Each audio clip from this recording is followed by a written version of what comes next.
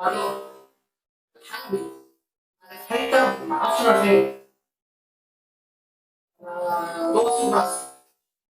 يعني أنا اللي أنا شايفه واللي أنا قريت عنه أنا الأقصر بس. أنا داخل على المنطقة اللي أنت بتقول عليها دي بتاع سوريا دي. إيه؟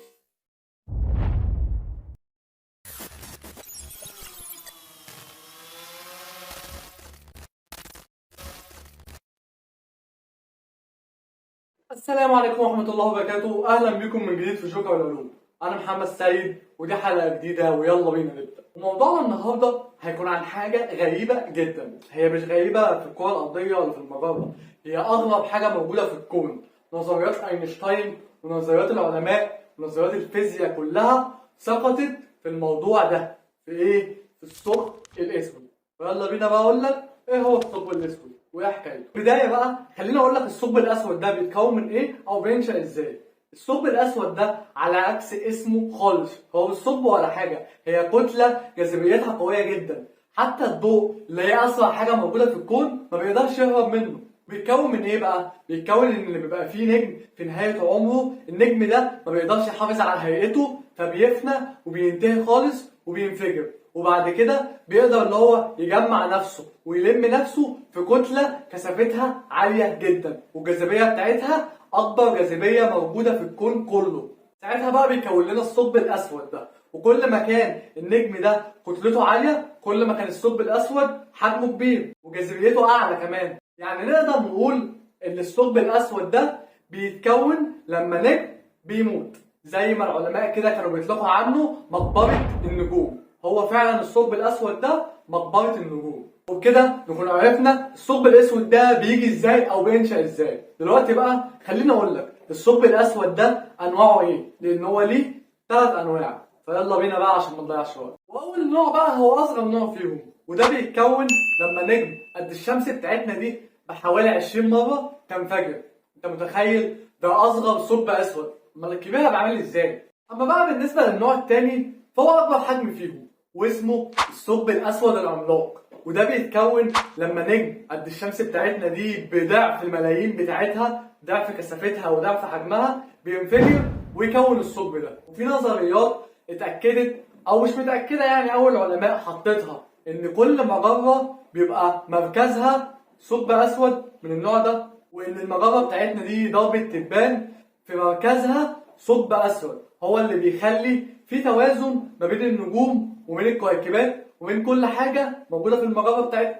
اما بقى بالنسبه للنوع الثالث فالنوع ده متوسط الحجم، والنوع ده بالذات العلماء ما يعرفوش عنه معلومات كتير. لحد 2014 ما كانش يعرفوا ان هو موجود اصلا، لحد ما 2014 اكتشفوا ثقب ونوعه جديد، فهو ده النوع الثالث اللي اكتشفوه سنه 2014. ودلوقتي بقى خلينا نيجي لاهم سؤال في الحلقه: ماذا لو وقعت داخل الثقب الاسود؟ وقبل ما اشرح لك ايه اللي ممكن يحصل لو انت وقعت داخل ثقب اسود، خليني اقول لك ان في نظريتين بيحللوا كل حاجه حصلت وبتحصل وهتحصل. النظريتين دول بيحللوهم، النظريتين دول بيعتبروهم اهم انجازات البشريه: نظريه النسبيه وميكانيكا الكم. والنسبيه دي بنستخدموها للحاجات الكبيره زي الكواكب والنجوم، والميكانيكا الكم بنستخدموها للحاجات الصغيره زي الفوتونات والالكترونات. طبعا كلنا عارفين نظريه النسبيه بتاعت اينشتاين، مفيش حد فينا ما يعرفهاش.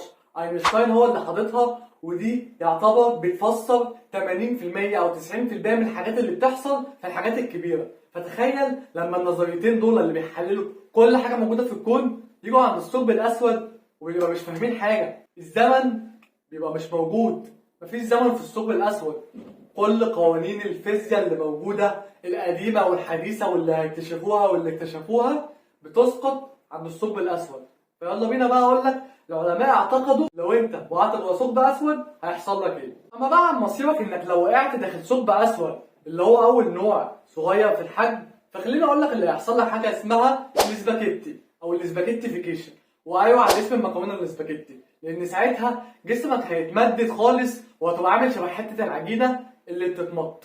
وده اللي بيحصل لما بتعدي حته اسمها الافرمايز او افق الحدث. افق الحدث دي بيبقى ساعتها هناك الجاذبيه عاليه جدا. افق الحدث دي لما بتعديها ما ينفعش ترجع تاني، الحته دي اسمها منطقه اللي بيروح ما بيرجعش. حاجه كده ما تقدرش تغيرها خالص، زي بكره ما تقدرش تغير بكره، ما تقدرش تمنع بكره انه يجي، فساعتها مش هتقدر ان انت تمنع نفسك انك ترجع تاني، وساعتها الضغط بيزيد من ناحيه والتمدد بيزيد من الناحيه التانيه، فساعتها جسمك لو دخلت برجلك جسمك هيفضل يتمط ورجلك تفضل تتمط خالص لحد ما ينتهي خالص. كده نقدر نقول انك لما تعدي افق الحدث ده ذراتك مش هتتشاف خالص، ذراتك هتتبعتر ومش عارفوا يلموها، الله يرحمه.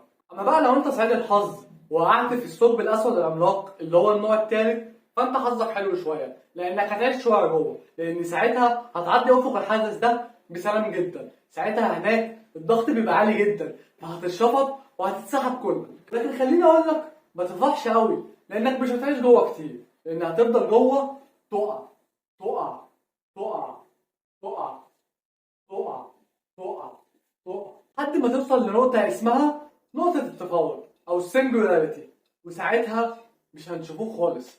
انت والثقب الاسود ده حاجه واحده، لان النقطه دي تبقى جاذبيتها عاليه جدا، هي يعتبر مركز الثقب الاسود ده. خليني اقول لك ان حتى ذراتك مش عارفين يلموها، مش هيبقى فيه ذرات اصلا. اما بقى بالنسبه للنوع الثالث فالعلماء ما يعرفوش عنه كتير زي ما قلت لك، فما اقدرش اقول لك ان لو حد وقع هيحصل له هناك، ولكن انت لو وقعت ابقى اقول لنا هيحصل لك ايه. اقول لك على معلومه، تعرف في النوع الثاني لما قلت لك ان انت هتعدي افق الحدث وهتفضل موجود، لو في واحد بيبص عليك من الكره الارضيه بميكروسكوب فهيشوفك صوره ثابته، صوره باهته وثابته في نص الثقب الاسود، لان زي ما قلت لك الزمن هناك بيقف. يعني اللي بيشوفك ده هيشوفك عايش وموجود، بس انت في الاساس ميت، لان الزمن جوه مش موجود والزمن في الكره الارضيه ثابت. ولو ما فهمتش حاجه فالعيب مش عندك، ده اينشتاين والنسبيه وقوانين الفيزياء كلها ما قدرتش تفهم حاجه، هتيجي انت وانا هنفهم ايه اللي بيحصل. وبكده بقى نكون وصلنا للنهايه وختام الحكايه. ما تنساش بقى تعمل اللايك، ولو مش مشترك في القناه تنزل تشترك عشان يوصلك كل جديد. كان معاكم محمد سيد، نلتقي قريبا، سلام.